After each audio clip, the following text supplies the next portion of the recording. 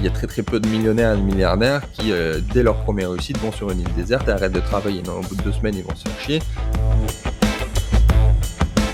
La finance qui vraiment a complètement divorcé de l'économie, alors que de base, c'était censé apporter du flux à l'économie. Enfin, vraiment, il y a eu un divorce assez impressionnant et ce qui est vraiment pas du tout pérenne.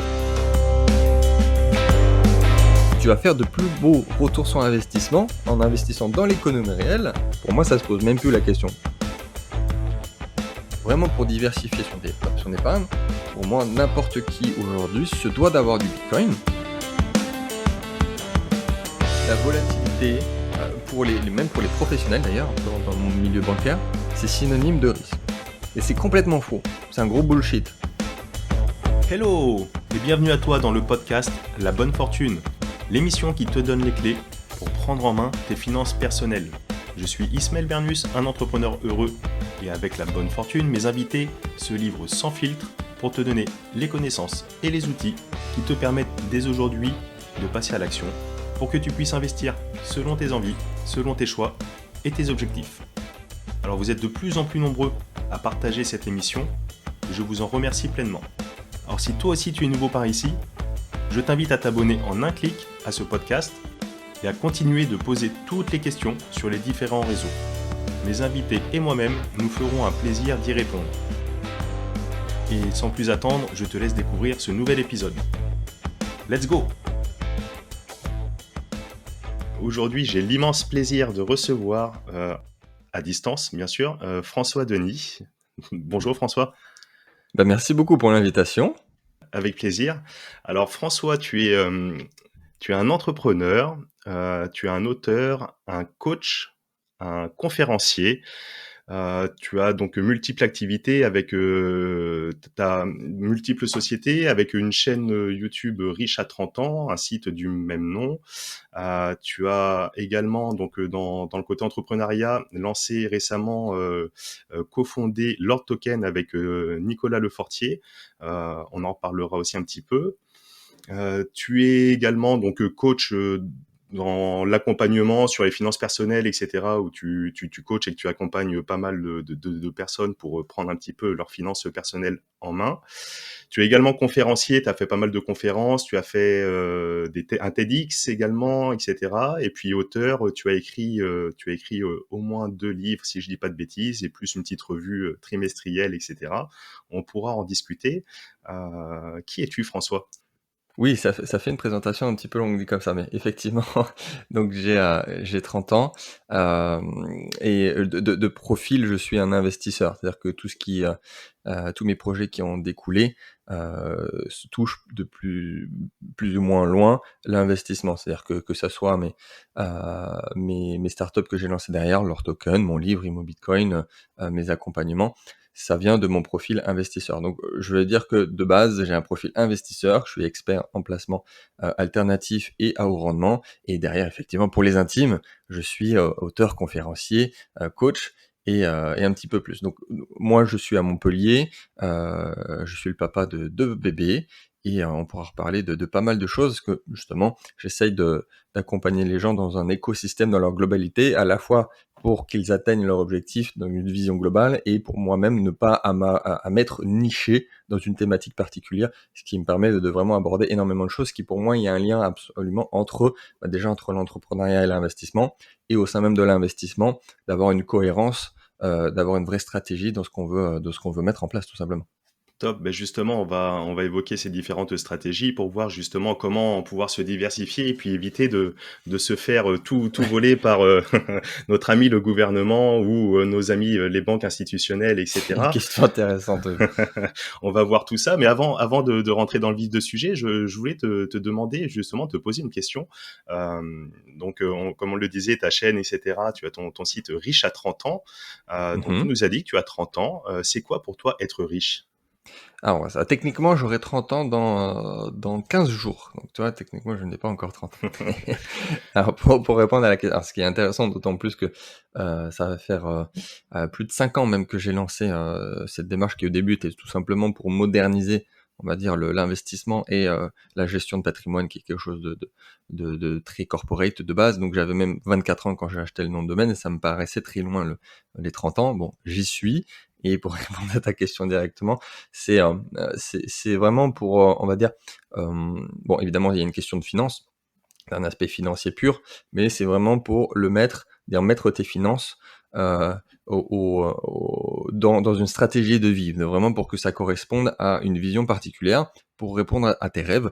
Et après, globalement, c'est pour ça que d'ailleurs j'ai mis riche à 30 ans, j'ai pas mis multimillionnaire ou je ne sais quoi. C'était vraiment avoir une autre richesse qui n'est pas seulement pécuniaire, qui est de véritablement de faire ce qu'on veut, quand on le veut, avec qui on le veut, d'avoir une richesse sans rentrer dans le pathos, mais qui est littéralement humaine, qui est une richesse en voyage, en rencontres et plein d'autres choses. Donc vraiment être épanoui, avoir aussi une petite touche de développement personnel et professionnel dans le côté finance pure. C'est-à-dire que la plupart des gens, ils viennent me voir pour le vraiment la technique sur des sujets très précis, et pour 80% de technique, alors là, ce qui se passe, c'est souvent on va travailler beaucoup sur autre chose que la finance pure, que l'investissement, et donc ce qui est très intéressant. Donc globalement, ouais, c'est une richesse qui est sur énormément de points et qui dans tous les cas est là pour atteindre quelque chose qu'on n'a pas. En effet, les personnes que tu accompagnes doivent venir, j'imagine, te voir pour avoir réponse à un comment.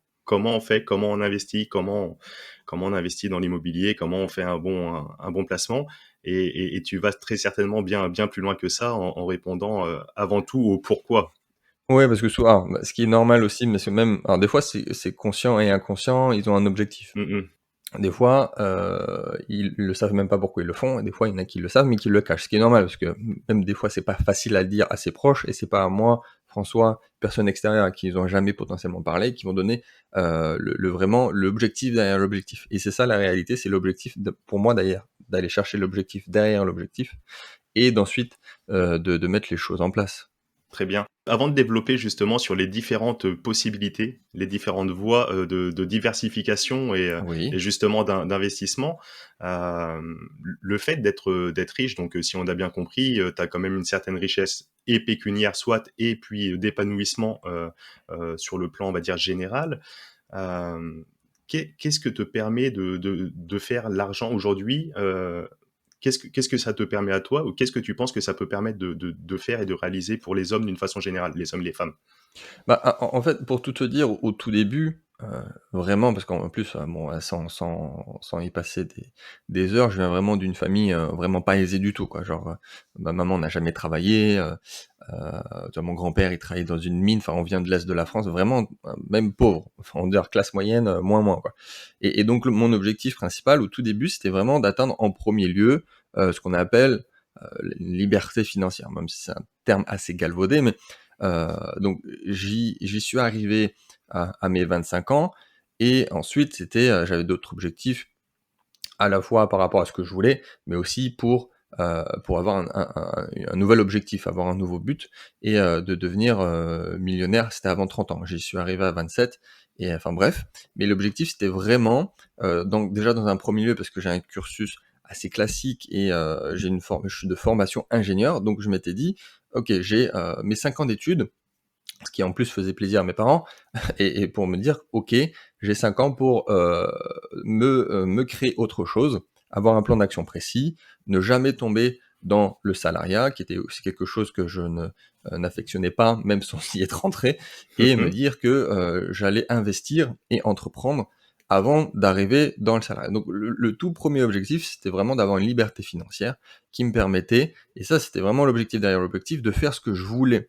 En fait, et quand on y réfléchit, c'est ça, c'est-à-dire qu'aujourd'hui, je peux lancer n'importe quel projet, n'importe quelle start-up, je pourrais faire faillite, mais c'est pas grave, parce que derrière, j'ai tout ce que j'ai mis en place, j'ai de l'immobilier, j'ai d'autres placements, j'ai des départs dans des entreprises, dans des placements alternatifs, enfin bref, je peux vraiment avoir 10 échecs à la suite, mais c'est pas grave. Et vraiment, quand on lance un projet après qui te tient à cœur, parce qu'au début, clairement, il y a très peu de personnes, bah, je reprends l'exemple de l'immobilier, qui tombent du lit le matin, qui va se dire: «Tiens, je vais faire de l'immobilier». Ça n'existe pas. C'est-à-dire que tu fais de l'immobilier pour quelque chose. Et donc aujourd'hui, quand tu réfléchis, quand je prends des décisions, quand je vais réfléchir, quand je vais lancer des choses, quand je vais embaucher des personnes, je vais pas le faire de la même manière que si derrière je m'étais dire que dans 3 mois, si je rentre pas de cash, je suis à la rue. et tu prends pas du tout les mêmes décisions. Et il faut savoir d'ailleurs que la plupart du temps, 90% d'ailleurs dans le milieu des startups, c'est un chiffre qui est réel. Le 90% des échecs des startups viennent du fondateur qui ne peut plus vivre, qui n'a plus Mmh. de quoi tenir et qui ne peut plus payer son loyer. Mais et pourtant, des fois, ça peut tenir encore 3 à 6 mois et à ce moment-là, la société commence à faire du chiffre et commence à grossir. Mais donc ouais, c'est vraiment d'avoir cette notion de faire ce que je veux, de liberté déjà pour répondre à mes besoins Mmh. fondamentaux, hein, de quoi manger, avoir un toit sur ma tête, et derrière de faire absolument ce que je veux sans prendre de risques et encore moins maintenant parce que j'ai une famille. Ouais, bien sûr, et donc il y a le côté vraiment sécuritaire en premier lieu qu'on pourrait imaginer avec, cette pyramide de Maslow et cetera. Donc les premiers besoins Mmh. sont remplis, comblés, et derrière, sur le côté vraiment par contre, entrepreneuriat, mais même ça va même plus loin, tu as une liberté d'action, et d'exécution qui entre guillemets «n'a pas de prix». Le fait d'être en sécurité Ouais. financièrement, ça t'ouvre les portes, des champs du possible, et tu es vraiment libre de faire ou de ne pas faire, et d'aller dans la direction que tu souhaites, quoi. Ouais, ouais. Tu peux comprendre facilement bon, même les besoins changent. C'est-à-dire qu'au début, forcément, comme énormément de personnes, quand tu commences à t'intéresser à l'investissement ou autre, à l'enrichissement, c'est que tu le fais pour l'argent. Faut pas se le cacher. Quasiment tout le monde. C'est-à-dire que c'est déjà pour se dire, je déteste mon travail ou alors je gagne vraiment pas assez. Mais après, très vite, les besoins changent. C'est-à-dire qu'une fois que tu le fais, bah, je veux dire qu'il y a très très peu de millionnaires et de milliardaires qui, dès leur première réussite, vont sur une île déserte et arrêtent de travailler. Non, au bout de 2 semaines, ils vont se faire chier. Et de toute façon, il y a autre chose. Il y a d'autres besoins qui ne sont plus primaires, mais qui sont autres, qui grandissent, on va dire, dans la pyramide de Maslow, qui sont globalement la contribution, aider les autres, construire quelque chose de nouveau, améliorer le monde dans lequel on est. Et c'est complètement autre chose. Mais ça vient de base quand même par la sécurité, et d'avoir quelque chose qui tourne. Après, bon, tu peux y aller aussi avec une vision différente, c'est-à-dire, comme disent les Américains, brûler les bateaux et on s'en fout de la sécurité, on y va, on lance son projet. Bon, ça, c'est une autre vision. Super, ouais, c'est en effet, il y a plusieurs chemins pour, pour développer les choses. Ouais.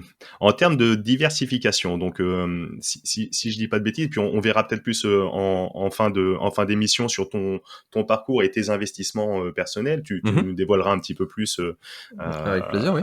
le cœur des investissements de François. Moi, je vois comme ça, différents pans. Alors, sur l'émission de La Bonne Fortune, on reçoit différents invités, justement, experts dans chacun, dans un ou dans plusieurs domaines, pour justement donner la voix aux auditeurs, en fonction de leur appétence, en fonction de leurs affinités, l'envie de se lancer dans l'investissement pour, d'une part, reprendre le contrôle de leurs finances personnelles, parce que c'est un sujet qui est trop important, à mon sens, pour les laisser dans les mains du gouvernement, des banquiers, etc. Et, Mmh. et, dans, et dans tout ça, il y a énormément de marchés déjà qui sont disponibles, énormément de choses à faire. J'y vois le marché immobilier, mais même dans le marché immobilier, par exemple, il y a énormément de façons de faire. Il y a la location nue, il y a la location meublée, colocation, la Mmh. courte durée, la location commerciale, etc., l'exploitation commerciale. Il y a énormément de choses à faire, l'achat-revente, etc., etc. J'y vois également les marchés financiers avec les marchés de la bourse traditionnelle.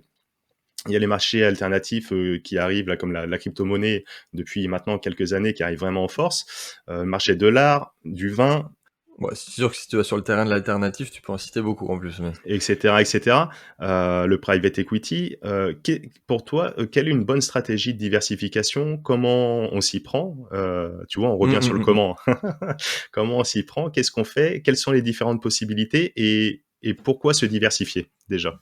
Ouais, alors c'est sûr que, en plus, s'il y a un profil néophyte qui nous écoute, il peut sembler un petit peu perdu, heu, déjà de pas maîtriser tous ces domaines, d'en maîtriser aucun, et au-delà de ça, c'est-à-dire de se dire: «Qu'est-ce que je fais?» C'est-à-dire que même sans maîtriser, c'est, «Je vais où?» Qu'est-ce que je vais aller chercher comme information? Donc voilà, ça c'est la première chose, c'est que c'est pas évident d'un point de vue, quand on arrive comme ça. Derrière, il y a des choses primordiales à faire et à ne pas faire. C'est-à-dire que, déjà, premièrement, c'est de vraiment avoir une vision et une clarté sur ce qu'on veut. Bon, ça, je vais pas rentrer dans le détail parce que c'est du cas par cas. Moi, j'ai souvent la question sur les réseaux sociaux, qui disent, François, qu'est-ce que je fais? J'ai tant. Je ne peux pas répondre. C'est-à-dire, il faut savoir déjà ce que tu veux, la situation, le profil, la prise de risque, pourquoi tu le fais, ainsi de suite. Donc, c'est vraiment du cas par cas. Mais bon, ça, on va dire que c'est acquis. Après, il y a des choses qui sont externes. Donc ça, on va dire que c'était la partie interne. C'est-à-dire que vraiment, il y a deux piliers. Ça, c'est l'interne. Ça, c'est propre à la personne. C'est pas le voisin. Personne d'autre peut te dire ce que tu dois faire. Ça, c'est interne. Et après, il y a le externe. Donc là, en gros, c'est ce qui nous entoure, l'écosystème macroéconomique, financier. Et là, il y a aussi pas mal de choses à dire. Parce que là, on est dans un changement de paradigme. Il y a bon, en plus avec ce qu'on a connu en 2020, le Covid, enfin bref, l'économie vraiment au ralenti, la finance qui vraiment a complètement divorcé de l'économie, alors que de base c'était censé apporter du flux à l'économie. Enfin vraiment, il y a eu un divorce assez impressionnant et ce qui est vraiment pas du tout pérenne. Enfin bref, on va vers un changement de paradigme qui fait que l'investissement va aussi beaucoup changer. Bon, on le voit aussi avec des sous-niches comme les crypto-monnaies, mais si je devais déjà donner un conseil, c'est de se dire, est-ce que quand j'investis, je suis capable de l'expliquer? Est-ce que de ce dans quoi j'investis, est-ce que c'est quelque chose de palpable? Alors pourquoi je dis ça? Parce que déjà, 95% des produits, des services qu'on va te proposer par exemple en banque, de ton banquier personnel et préféré, Mmh. si tu demandes à quelqu'un, d'ailleurs que quel que soit le profil, hein, que ce soit tes parents, que ce soit enfin même des personnes plus ou moins âgées, quand tu demandes à quelqu'un, mais littéralement, est-ce que tu peux m'expliquer ce que c'est et est-ce que tu peux le prendre dans tes mains? Bah 95% du temps, c'est non. Et c'est vraiment idiot parce que la personne elle réalise que bah peut-être c'était peut-être pas le bon choix, ce qui est véritable. C'est-à-dire que déjà ça élague 95% des placements. Si tu peux pas l'avoir dans tes mains, on reparlera après du cas très particulier des cryptos, ce n'est pas un bon placement. C'est ce que j'allais te demander justement derrière, mais Après, alors ça, il y a déjà cet aspect-là, c'est-à-dire que la plupart de ce que propose la banque, c'est ce qu'on appelle la financiarisation de l'économie, donc c'est des produits, il y a des dérivés, il y a des machins, il y a des trucs qui se reposent sur rien, il y a du papier, il y a de l'or papier, enfin bref, c'est complètement, on perd la boule, c'est-à-dire que ça n'a plus aucun rapport avec ce qu'on voulait il y a 50 ans, enfin bref. Et deuxième aspect, c'est qu'il y a aussi la chose qui me tient beaucoup à cœur, c'est investir dans l'économie réelle. mmh. C'est-à-dire qu'aujourd'hui, désolé, je sais que vous avez fait auparavant une émission sur la bourse, et plusieurs fois d'ailleurs, mais quand, quand on investit sur la bourse, il faut savoir que quand on achète une action, cet argent ne va nulle part. Elle ne va pas dans l'économie réelle. Elle ne va à personne d'ailleurs. Elle ne va pas au porteur du projet, elle ne va pas au chef d'entreprise, elle va encore moins aux salariés. Elle va nulle part, elle va juste sur un marché fermé qu'on appelle bon, la bourse, Le hein, marché secondaire et cetera, mais en fait, c'est juste un marché entre des personnes qui s'échangent des titres, et ça fait pas avancer le schmilblick. Ça fait juste créer des bulles, des personnes qui vont perdre de l'argent. En plus, un marché financier, c'est-à-dire que c'est pas gagnant-gagnant, hein, c'est gagnant-perdant. Et surtout, ça, c'est pas des fonds qui vont dans l'économie réelle. Donc déjà, c'est un gros problème éthique. Et deuxièmement, c'est dangereux en termes d'investissement. C'est-à-dire que ça repose sur rien. Donc on part déjà sur ces deux postulats-là, et en fait, déjà, c'est beaucoup plus facile d'élaguer et de construire une stratégie. Donc moi, de mon côté, il y a vraiment trois gros piliers. Alors, les deux premiers qui sont un peu plus connus et compréhensibles. Donc le premier, c'est l'immobilier. Donc ça répond à ce que j'ai dit tout à l'heure. Hein. On sait ce que c'est palpable, c'est dans l'économie réelle. C'est de l'économie, voilà, c'est des loyers qui rentrent. C'est de l'autre côté, c'est de la rénovation. Enfin bref. Et le deuxième, c'est les crypto-monnaies. Donc là, déjà, on touche les deux premiers, qui sont mes deux grandes passions, et on le voit très bien avec mon livre, Imo Bitcoin. Je sais aussi que la plupart des gens m'ont connu grâce aux crypto-monnaies, comme j'étais un des premiers en France à créer du contenu sur les plateformes de contenu. Et les cryptos, là, c'est différent, parce que là, on va essayer de disrupter la finance actuelle, et d'avoir une nouvelle façon de faire, une nouvelle façon d'échanger, de plus avoir d'intermédiaires, et ça en plus qui a beaucoup plus de valeur que l'argent fiduciaire qui est l'euro, le dollar et ainsi de suite, parce que ça repose sur un algorithme, ça repose sur de l'informatique. On pourra en reparler si tu veux. Et le troisième grand pilier, c'est tout ce qui est alternatif.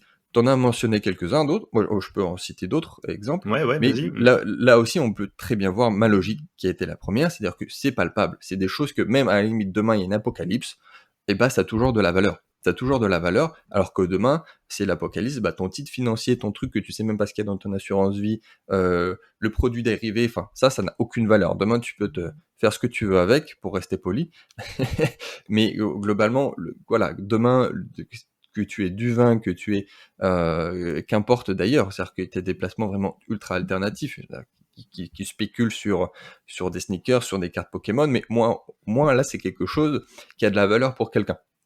Après moi, à titre personnel, même si j'en ai déjà parlé sur ma chaîne personnelle, par exemple, j'investis énormément dans les chevaux.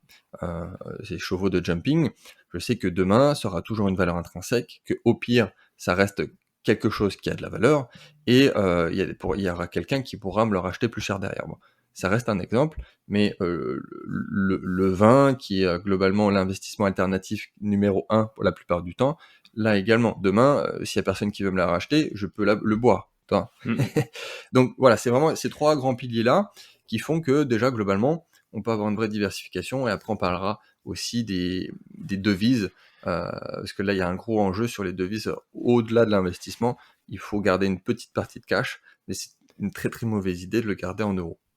Ouais, bien sûr, bah, super intéressant en tout cas, belle introduction sur les différentes façons, en tout cas sur ta vision de se diversifier avec, un investissement dans l'économie réelle, avec des choses qui sont vraiment palpables comme tu le dis. Donc, les 3 piliers, donc l'immobilier, les cryptomonnaies, et les marchés alternatifs, en l'occurrence, ça peut être le vin, le marché de l'art, des tableaux et cetera, les chevaux de jumping.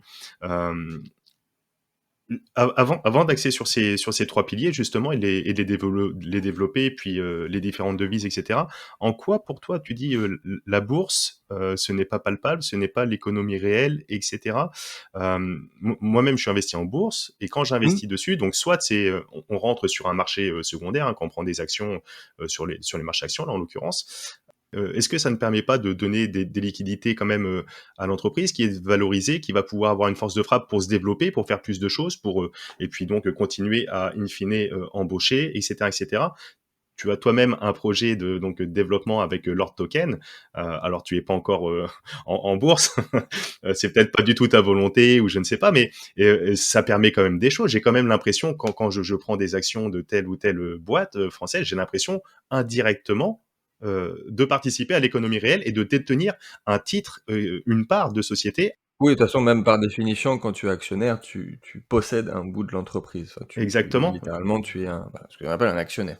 Alors, il y a des choses à dire. Alors là, on n'a pas parlé du private equity, qui pour moi est dans le troisième palier, qui est l'alternatif. Et c'est tout simplement, c'est investir dans les startups. Hein. C'est aussi connu sous le nom d'être business angel et d'investir un certain montant, détenir des parts, et forcément après ça va augmenter. Et si tu peux faire, franchement avec les crypto-monnaies, c'est vraiment le domaine sur lequel tu peux faire les plus gros retours sur investissement. Hein. Tu peux très vite aller chercher x5, x10, x50, x100, x1000 si tu as vraiment une pépite. Et là par contre, il y a une énorme différence, parce que là j'ai investi énormément dans le private equity, et en plus je peux me permettre de parler de la bourse, parce que j'y ai investi pendant longtemps, quand j'étais jeune. Je sais d'ailleurs gagner de l'argent sur la bourse, je peux faire gagner de l'argent d'ailleurs à mes clients dessus, mais je me suis retiré pour plusieurs raisons. Mais après, il y a une différence énorme entre un marché du coup coté, la bourse, les marchés financiers, quelle que soit la bourse, hein, 440, S&P 500, enfin bref, où là littéralement c'est un format très particulier, et le private equity, où là la logique est la même, on possède un bout de la société, on a des parts, mais c'est un marché non coté.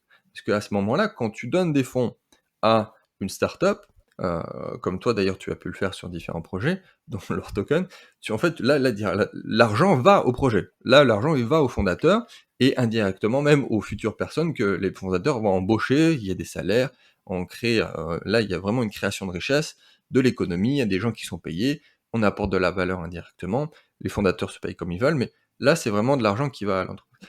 Les marchés cotés, et c'est là que c'est un petit peu particulier, c'est plus le cas, et plus on va, moins, et c'est de moins en moins le cas, parce qu'au départ, je l'ai dit très rapidement au début, le but de la finance, c'est exactement ce que tu as dit, c'était d'apporter des flux à l'économie, faire que ça aille beaucoup plus vite, que ça soit impactant, qu'il y ait littéralement du cash qui soit là sur le marché, parce que c'est plus le cas. Ouais, d'offrir une certaine forme de liquidité, à tout Oui, ça, ouais. oui, oui, avoir une certaine forme de liquidité, et c'est plus le cas, c'est-à-dire que même l'argent qui a été imprimés en 2020 et en 2021, notamment par Trump, la Banque centrale américaine et la Banque centrale européenne, il faut savoir qu'il y a je crois que c'est 2% qui a été à l'économie réelle et 98% qui a été à la finance pure et dure, c'est-à-dire Wall Street, les marchés financiers, et donc pas du tout à l'économie réelle. Donc c'est là qu'il y a un vrai problème, c'est déjà l'énorme proportion qui va à la finance et non à l'économie, parce que, encore une fois, l'idée de base, c'était que ça aide et non pas que ça soit c'est qu'il y ait une part énorme du gâteau. Et en plus, littéralement, aujourd'hui, bah, c'est ça, c'est-à-dire que la finance, ça ne va plus aux personnes qui travaillent.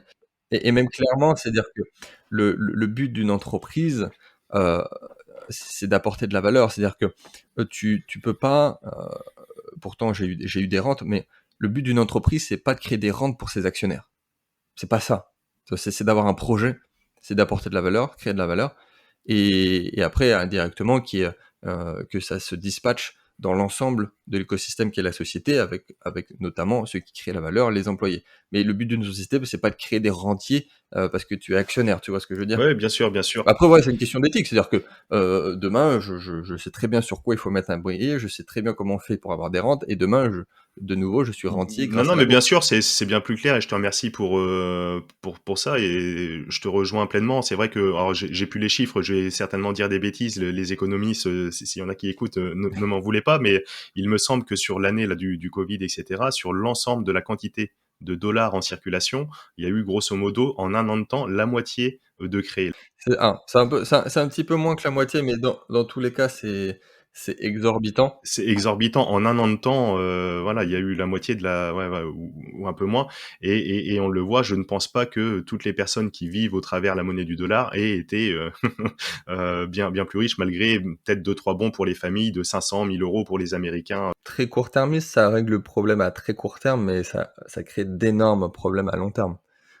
Sans parler de l'inflation, mais Et donc on ressent bien donc ta volonté, en tout cas, toi, ton éthique, c'est d'investir, plus en direct, donc notamment si on veut le faire, dans des boîtes, au travers le private equity, de prendre des positions, dans des sociétés non cotées et c'est participer ça, en tu as tout direct à compris. l'économie et il y a moins de filtres et il y a moins de pertes de charges, in fine. Bien sûr, alors c'est que non seulement, effectivement là on va vers un nouveau paradigme pour moi quand on fait ça, c'est-à-dire que on tue la finance, on tue la financiarisation de l'économie, mais en plus qu'on soit clair, heu, le monde d'aujourd'hui n'est plus celui d'il y a 20 ou 30 ans. C'est-à-dire qu'il y a 20 ou 30 ans, c'était OK d'avoir une assurance vie, il y avait des rendements, c'était sécure, il y avait pas de problème de liquidité. Mais aujourd'hui, non seulement, tu t'investis dans la finance pure, mais en plus tu pas de rendement. Alors la bourse, c'est toujours un très intéressant et sur le long terme, mais tu prends aussi des risques. Et, c'est-à-dire que tu vas faire de plus beaux retours sur investissement en investissant dans l'économie réelle, tout en étant plus éthique. Là, j'aurais pu comprendre si effectivement tu faisais moins de gains dans l'économie réelle et là, tu es tiraillé entre est-ce que je fais de l'argent ou est-ce que j'investis dans l'économie réelle. Mais là, non, non, non, c'est-à-dire que tu fais plus d'argent en investissement dans l'économie réelle. Donc, pour moi, ça se pose même plus la question, toi. Tu parlais, je voulais rebondir, là-dessus, on l'a évoqué tout à l'heure, donc ces 3 piliers, le marché de l'immobilier, les cryptos et les marchés alternatifs, type, equity, art et cetera. En quoi les cryptos, pour toi, c'est palpable? En quoi, si demain, je sais pas, parce que on compare souvent, on fait le Bitcoin, est-ce que c'est l'or numérique, par exemple? Mmh mh, On le mmh mh. compare souvent à l'or. L'or, demain, si le cours, il se casse la goule, si j'ai un lingot chez moi, ben, j'ai toujours ce lingot. On pourra, Bien sûr. in fine, peut-être en faire des bijoux, peut-être le mettre dans la construction, dans les matériaux, si ça peut être utilisé Oui, peut-être bah, à de la toute façon, marge. de Euh, pourquoi on a utilisé l'or? Parce que tout simplement, c'était quelque chose qui était rare. Et tout ce qui est rare a de la valeur. Et en plus, si les gens le stockent, ça rajoute de la raréfication sur quelque chose qui est rare de base.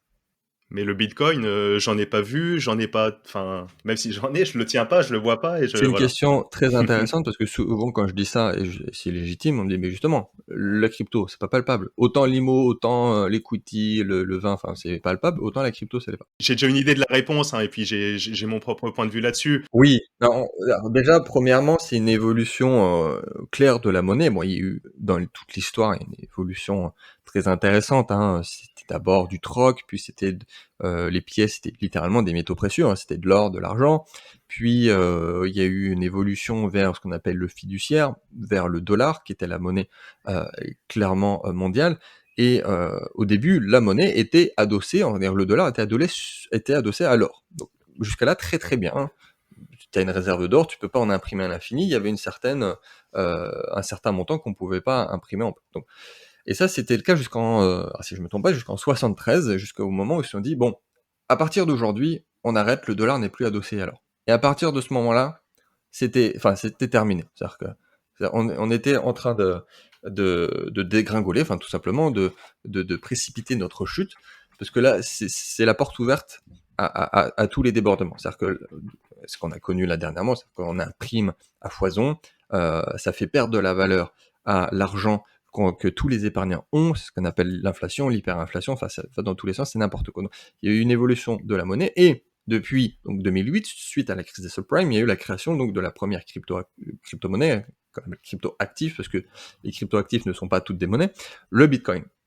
Là, on me dit le Bitcoin n'est pas palpable. Alors déjà, il faut savoir que ton argent sur ton compte en banque, vu qu'il n'est plus adossé à de l'or, c'est juste des 1 et des 0 sur un compte en banque. Exactement, Littéralement, ouais. c'est du binaire. C'est-à-dire que demain, tu fais un prêt immobilier, tu as le banquier, il appuie, il clique à un endroit, il crée de l'argent. Sorti de nulle part, mais littéralement, hein, parce que du coup, il sait que toi, tu vas lui donner plus d'argent que de base, lui, il aura écrit, il a cliqué sur un bouton, il crée de l'argent. Je refais juste un petit arrêt sur image pour vraiment bien comprendre et que ceux qui nous écoutent, parce que tu livres énormément de contenu et de bonnes informations, mais juste pour rappeler ça, donc jusqu'en 70, au début, on s'échangeait de l'or et cetera, mais pour une question de praticité, on s'est dit: «Bah, on va s'échanger donc des billets et cetera» et pour que la banque Oui, donne, 1 € ou 10 € à quelqu'un, moi c'était ou en dollars, il fallait avoir 10 $ d'or dans son coffre. Après, les ratios ont commencé à diminuer, on oui, pouvait voilà, c'est ça. détenir, et cetera, et cetera.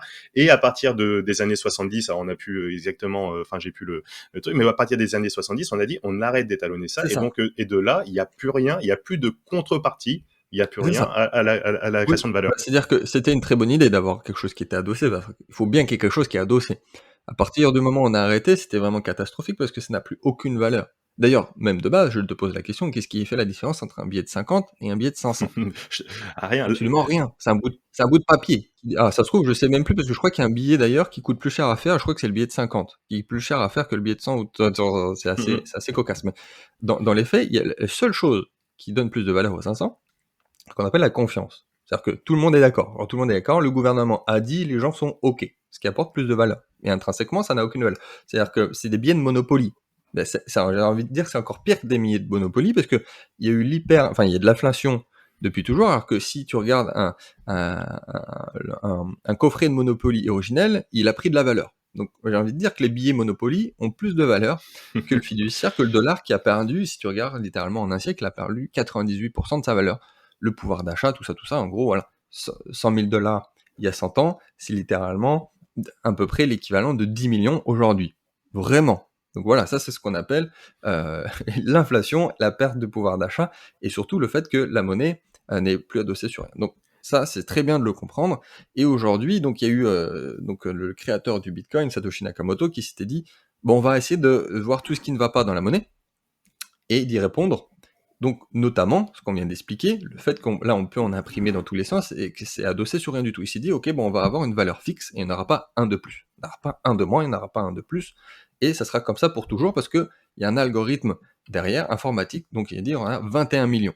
Déjà, là, tu résous énormément de problèmes et c'est pour ça qu'on compare souvent à l'or, parce que l'or, et il y a plus ou moins une quantité finie, même si on en retrouve toujours un petit peu, mais tu vois qu'au final, même le Bitcoin, c'est encore plus rare que l'or, parce que l'or, là, le Bitcoin, on ne pourra pas en retrouver plus.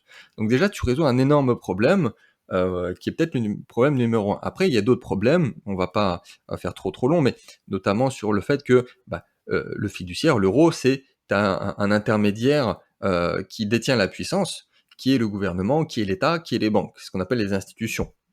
Donc c'est un système pyramidal c'est eux qui ont le pouvoir, et ensuite tu as les gens en dessous qui le font. Alors qu'ici, le principe du Bitcoin et de toutes les cryptos, c'est que c'est décentralisé. Deuxième point très important, c'est que c'est de pair à pair, ce qu'on appelle le peer-to-peer aussi en anglais, hein, qui était à l'original l'objectif d'Internet, et qui fait aussi que c'est un énorme avantage, c'est qu'il n'y a, pas- il y a plus d'intermédiaires, il n'y a plus de frais, il n'y a plus de frais bancaires, de frais de tenue de compte, enfin bref, il y a énormément d'avantages, et ce pourquoi ça a beaucoup plus de valeur qu'un fiduciaire, c'est-à-dire que l'euro, c'est des 1 et des 0 sur ton ordinateur, alors que le Bitcoin, non. C'est-à-dire qu'il est intrinsèquement adossé à l'algorithme, est intrinsèquement adossé au protocole informatique et donc à l'énergie. C'est-à-dire que pour ceux qui veulent s'intéresser, comment est créé les cryptos et le Bitcoin, c'est que derrière, il y a des espèces d'ordinateurs, voilà, des calculs mathématiques qui tournent et qui créent la monnaie. Et donc, il y a une certaine valeur qui est créée par le fait qu'il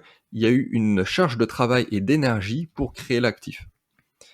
Et donc, c'est à ce moment-là que déjà tu comprends que c'est quelque chose qui est palpable, pas dans le sens où tu peux le tenir dans la main, mais ça a de la valeur. C'est adossé sur quelque chose, il y a tout un protocole, et cetera derrière, bien sûr. Qui est le gap, en fait, avec les monnaies fiduciaires. Et en plus, là, donc, on évoque le Bitcoin et donc les crypto-monnaies. Par contre, donc, on va faire en même temps un petit warning. Toutes les crypto-monnaies ne se valent pas. Tous les crypto-actifs, comme tu le disais si bien, c'est pas forcément des crypto-monnaies. Toutes les cryptos actifs ne se valent pas. On voit donc le Bitcoin a une réelle utilité avec derrière donc toute cette histoire, etc., qui fait suite à cette crise des subprimes, enfin qui émerge à ce moment-là. C'est l'histoire est même plus ancienne, mais Ethereum aujourd'hui où il y a une réelle utilité d'utiliser ce protocole, etc., pour adosser, ça soit des smart contracts ou autres au travers la blockchain, etc., etc. Mais quand on voit par exemple le crypto actif, le crypto je sais pas comment on pourrait appeler crypto poubelle, moi je dirais peut-être, mais peut-être que je me trompe. Shitcoin, le Dodge par exemple, qui est adossé sur rien du tout, Qui repose sur rien du tout. c'est qu'une petite farce, etc. Donc déjà il faut faire le distinguo peut-être entre les différents cryptoactifs Bien qui sûr. sont proposés. Alors, Voilà. c'est là que c'est un petit peu compliqué et que ça devient aussi un nouveau monde à part entière. Que celui qui t'écoute aujourd'hui se dise pas, bah tiens, ah oui, en effet, François nous a parlé de crypto, ah c'est intéressant, je comprends le truc, je fais all-in sur les cryptos et sur toutes les cryptos, j'ai entendu parler du Dodge, tout va bien et j'y vais. Surtout qu'il y a des milliers, littéralement, il y a des milliers de cryptos. Le Bitcoin est un cas particulier, non seulement parce que c'était la première, mais parce que c'est la seule, enfin il y en a d'autres derrière, mais il y en a très très peu dans ce cas-là, où le but vraiment intrinsèque, c'est de remplacer la monnaie. Donc là, c'est littéralement une crypto-monnaie, il n'y a pas d'autre objectif, c'est on remplace le fiduciaire et on essaie de créer une sorte de monnaie mondiale, complètement décentralisée, de pair à pair. C'est tout, on va pas chercher plus loin. Les autres cryptos, faut bien comprendre que derrière, c'est des projets qui, des fois, n'ont rien à voir avec devenir une monnaie. Hein. Mais par contre, il y a des gens derrière. C'est un peu comme une startup. Le Bitcoin, il n'y a personne qui contrôle le Bitcoin, c'est l'ensemble de tout le monde. Là, Ethereum, derrière, il y a des gens qui travaillent. Il y a comme un big boss de l'Ethereum, celui qui l'a créé, Vitalik. Et chaque projet est bien particulier, donc il faut regarder, un peu comme je fais dans les startups, hein, il faut regarder, analyser les fondamentaux, quel est le projet, vers quoi ils veulent aller. Donc derrière, c'est très particulier. Mais vraiment, pour diversifier son épargne, pour moi, n'importe qui aujourd'hui se doit d'avoir du Bitcoin. Voilà, mais cas particulier encore une fois. Et après, ok, tu peux aller, toi qui nous écoutes, aller commencer à chercher un petit peu ce que c'est les autres cryptos, quels sont le projet derrière, et commencer à diversifier dans le marché des cryptos, ce qu'on appelle les altcoins, c'est-à-dire que toutes les autres cryptos hors le Bitcoin. Mais de base, même j'ai envie de te dire, quelqu'un qui ne comprend rien, juste par le projet, juste parce que ça se représente, il faut avoir du Bitcoin aujourd'hui. Mais clairement, clairement. Parce que c'est une anticrise, c'est valeur refuge, en plus c'est anticrise niveau micro et macro, c'est-à-dire que micro, tous les pays là, donc, qui ont eu une hyperinflation, en Amérique du Sud, la Turquie, enfin bref, ils se sont tous réfugiés dans le Bitcoin, enfin tu le vois très clairement, tu regardes les Google Trends, enfin tu regardes tout ça, c'est au niveau micro, c'est anticrise. Au niveau macro, là, tout le monde se réfugie dedans, alors quand même l'ensemble, enfin les dollars qui ont été imprimés en 2020-2021, a été en partie sur le marché des cryptos. C'est-à-dire que les planètes étaient alignées pour les cryptos. C'est-à-dire que le Covid, indirectement, a fait pumper les cryptos. Mais Oui, vraiment. tout à fait, comme on l'a pu l'évoquer justement avec l'émission justement sur le PEA avec Étienne, où il y a eu au travers de toutes ces liquidités qui ont été mises sur le truc, indirectement un petit peu, ça a été sur le marché boursier également, et ça a Ah fait oui. augmenter la bourse. Et on a pu le voir, hein, mars Ah. mars l'an dernier, le crack 30%, 35%, et 6 mois, un an Oui. après, on est revenu au même niveau. C'est en partie, je prends des raccourcis, attention, hein, mais c'est en partie dû aux liquidités qui ont été injectées, etc., Non, mais etc. si, c'est vrai, tu peux le dire. Après, bon, on essaye de simplifier au max, et même quand je parle je simplifie au max, mais euh, et à la limite, c'est très intéressant ce qu'on est en train de dire, parce que si quelqu'un qui nous écoute devait retenir qu'une seule chose, c'est ça. C'est-à-dire que l'argent fiduciaire que tu gardes, donc, du cash, qu'importe, hein, sur un livret A, hein, même enfin un PEA, enfin bref, tu perds de l'argent tous les jours. Parce que cet argent perd en valeur, ce qu'on appelle l'inflation, l'hyperinflation qui est en train d'être mise en place là actuellement. Et en plus, on verra si tu veux en discuter, mais il y a toutes les réglementations qui fait que maintenant c'est légal qu'en temps de crise, on puisse te prendre ton épargne dans une certaine mesure et qu'on puisse aussi te prendre une partie de ton assurance vie. Donc, ceci dit, voilà, fiduciaire, même pour quelqu'un qui y connaît rien, faut avoir le moins de cash possible. Et pourquoi derrière c'est intéressant d'investir? Parce qu'on le voit, parce que tout le fiduciaire, des gens un tout petit peu malins, le mettent sur tous les marchés, quel que soit le marché, a pris de la valeur. Parce que le fiduciaire en perd, donc c'est cyclique. Hein. Donc les gens le mettent dans les marchés, que ce soit des marchés plus ou moins éthiques, plus ou moins qui reposent sur quelque chose, mais pour ça que tout augmente.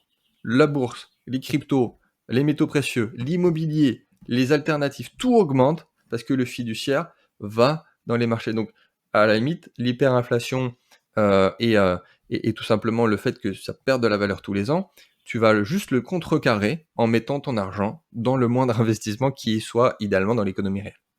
Top. Et donc, sur ce troisième pilier, puis après on pourra voir, en quoi le fait d'investir dans l'immobilier, dans les crypto-monnaies ou sur l'alternatif nous protège en dehors de cette inflation, de l'État, du gouvernement et nous sécurise ou des banques d'une certaine façon.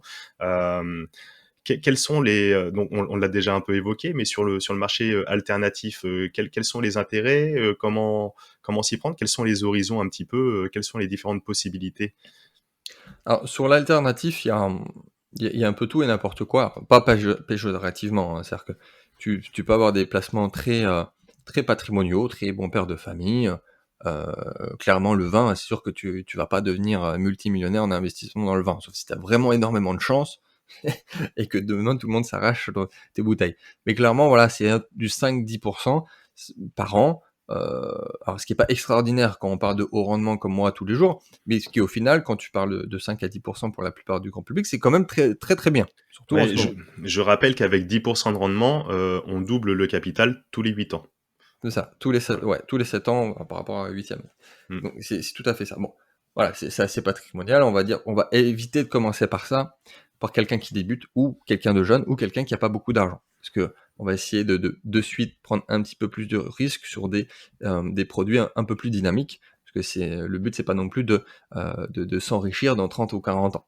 Donc il y a des choses comme ça, voilà, très très classiques, et qui va sur un spectre assez large de retour sur investissement, de risques aussi globalement, mais j'ai envie de te dire, par rapport à ce qu'on a dit tout à l'heure, je préfère prendre des risques qui sont normalement estampillés sur des produits à risque, comparé à certaines finances où les banques vont te dire qu'il n'y a pas de risque. En fait, si, il y a énormément de risques. Bref, parenthèse fermée. Et après, voilà, ça va jusqu'à l'equity, ça va sur des rendements où tu peux avoir des gains assez faramineux. Si demain, tu investis sur le prochain Uber, le prochain Facebook, forcément, oui, tu as un retour sur investissement, ça peut aller jusqu'à fois 1000. Enfin, littéralement, il n'y a pas de limite. Et c'est ce qui m'est arrivé plusieurs fois. Genre, jusqu'à maintenant, mon record, ça avait été fois 40 Mmh. sur une très très belle boîte sur laquelle j'avais investi. Et là, actuellement, j'ai une boîte donc j'ai pas mal de parts d'ailleurs, qui est sur les routes pour faire un fois 250. D'accord, super. Comment tu investis? Est-ce que tu peux faire une petite parenthèse de ce que c'est l'equity, vraiment le nom coté, comment ça fonctionne? Quelles sont les différences et comment on a accès, nous investisseurs, Ouais, alors, lambda, à ce mmh, mmh, mmh. marché à ce marché-là? Parce que, Alors je heu, suis désolé parce que c'est le marché le moins accessible de tous ceux dont on a parlé. L'immobilier, bah, il suffit d'aller acheter un bien. Crypto, il y a des plateformes d'échange, il suffit de créer ton compte et tu peux faire ton marché, de prendre toutes les cryptos que tu veux. Le vin, bah, voilà, il y a des entreprises françaises qui sont spécialisées. L'equity, ce qui est particulier, c'est que il y a pas de il y a pas de marketplace. Il y a pas d'endroit, il y a pas de site où on va te dire: «Bah, il y a des startups sur lesquelles tu peux investir». Et dans tous les cas, même si ça existerait, ça serait trop tard pour investir dedans. Parce que nous, on veut investir au début. Si tout le monde en entend parler, bah c'est que c'est trop tard. C'est plus le bon moment pour investir dessus. Donc, et c'est pour ça que c'est compliqué le marché de l'equity, c'est parce qu'il faut un réseau et ça se fait sur le long terme. Et que derrière, il y a aussi deux, trois petites subtilités sur savoir des termes, sur qu'est-ce que c'est la valorisation d'une boîte, comment on négocie, comment on signe, enfin bref.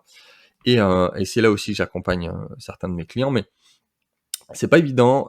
Pour le coup, je suis business angel depuis 2013, ouais, 2013. mmh donc j'ai un petit peu roulé ma bosse dedans et ce qui fait qu'aujourd'hui, j'ai un réseau énorme. C'est-à-dire que j'ai des personnes qui c'est leur métier, ils reçoivent ce qu'on appelle des pitch decks, donc ces espèces de business plans mis en forme, un peu synthétisés, des dizaines et des centaines, par mois et ils font des analyses fondamentales sur qu'est-ce que ça représente, le marché, ils regardent l'équipe, il y a vraiment énormément de choses à regarder et à ce moment-là, on va, investir sur, 1 sur 100 ou 1 sur 200. C'est à peu près mon ratio d'écrémage, sur 200 pitch decks que je reçois, sur 200 startups que j'analyse, j'investis sur 1. Donc ça l'écrémage est assez énorme. Mais, pour vraiment répondre à ta question, heu, si on souhaite investir comme ça du jour au lendemain dans l'equity, ça va être compliqué. C'est-à-dire qu'il faut aller, contacter les gens. L'idéal, c'est de même si c'est un peu compliqué en ce moment, c'est d'aller dans ce qu'on appelle les incubateurs, c'est-à-dire des gens qui vont pitcher leurs projets, des gens qui cherchent des fonds. Il y a des levées de fonds très régulièrement, donc il faut vraiment aller sur le terrain. C'est un des seuls, on va dire, investissements que tu peux pas faire sur ton canapé.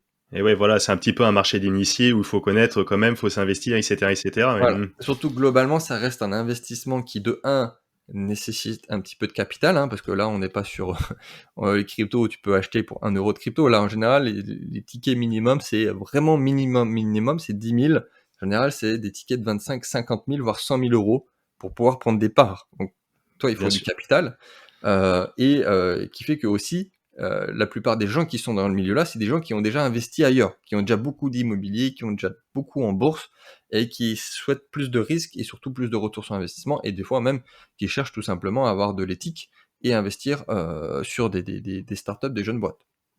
De manière, comme là maintenant je le fais, depuis quelques émissions, je ferai un petit PDF, synthétique, de l'émission avec, les avantages, les inconvénients justement de on va dire de ces Mmh. 3 marchés entre l'immobilier, les cryptomonnaies et l'equity.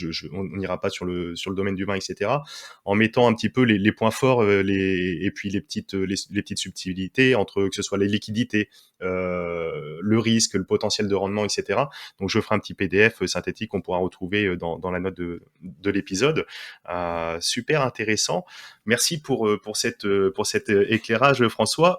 En quoi, alors on a compris, ça nous protège de l'inflation, le fait d'être investi comme ça sur ces domaines-là, ça nous protège de l'inflation, du gouvernement, vu qu'on n'a plus forcément dans les banques l'assurance vie, le PEA, etc. Donc on n'est pas soumis.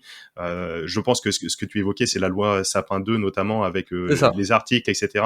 Où ils peuvent maintenant, en toute légalité, venir ponctionner le jour où il y a une crise. Alors c'est pas dans l'intérêt et je pense pas que les gouvernements en place, sans faire de politique, soient intentionnés en ce sens, pas du tout, bien au contraire. Mais c'est une possibilité légale qui est décrétée aujourd'hui. On a pu le voir en Grèce. Moi, j'ai été marqué, choqué. C'est en Ah bah, la 2012, il me Grèce, oui, ça semble. c'est sûr, ouais. En Grèce, grosse crise, etc., etc. Tout le monde se rue dans les banques pour retirer. Et là, ils n'ont pas ponctionné les gens tout de suite, maintenant directement. Bon, il y a eu l'inflation, il y a eu plein de mécanismes où c'était fait de façon indirecte, involontaire. Ah bah, c'est caché, oui. Mais par contre, ils ont fermé les portes des retraits et les Grecs étaient limités à 20 €, je crois, c'est par jour ou par semaine, je sais plus, de retrait. Oui, bien sûr. Donc la personne avait beau avoir 10 000, 50 000, 100 000 euros sur son compte, il Oui, ne pouvait plus y avoir accès. bien Aujourd'hui, sûr. c'est ça un petit peu la crypto, le cryptoactif, notamment le Bitcoin, ça nous protège de ça. L'immobilier, ça nous protège de ça. L'equity, ça nous protège de ça.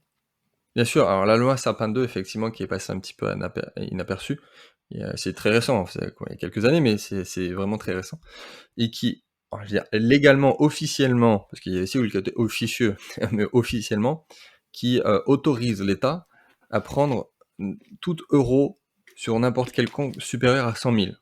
Donc si tu as, voilà, 130 000, mais ils peuvent te prendre 30 000, légalement, sans rien te demander. Et qui aussi propose la même chose sur les assurances vie à au-delà de 70 000 euros. Tu as une assurance vie à 85 000 euros, ils peuvent te prendre 15 000 euros comme ça. Donc ça, c'est l'officiel. Après, j'ai envie de te dire, si demain il y a une crise qui est bien pire que ce qui est prévu, ils peuvent fonctionner plus.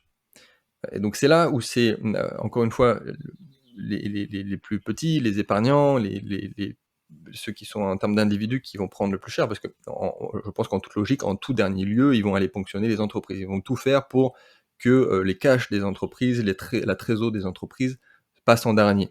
Donc si à la limite, toi, tu as une boîte, quelque chose, c'est le seul cash que tu peux garder, il vaut mieux le garder sur le compte de ta société. Mais voilà, ils vont prendre le maximum sur les comptes perso. Et là, il y a des très très bons exemples, oui, notamment même en Europe, comme la Grèce. Mais ça va arriver vite, plus vite qu'on ne le pense. Et même là, j'ai vu ce matin, au Danemark, une loi qui est passée, c'est au-delà de 13 000 euros. Et Donc oui. là, c'est vraiment la classe moyenne et qui autorise au Danemark, c'est le Danemark, hein, c'est pas l'Amérique du Sud, autorise à prendre au-delà de 13 000 euros. Donc c'est vraiment en train de se mettre en place. Donc investir, ça te protège de l'inflation, qui est en fait indirectement une espèce d'imposition complètement cachée, et ça te protège de l'État. Le fait qu'ils peuvent te ponctionner. Donc demain, je sais pas, admettons, t'as 10 millions de patrimoine. T'as pas un seul euro sur ton compte en banque, mais t'as 10 millions. Alors t'as de l'immobilier, ça tombe tous les mois. Mais personne ne peut te prendre rien du tout.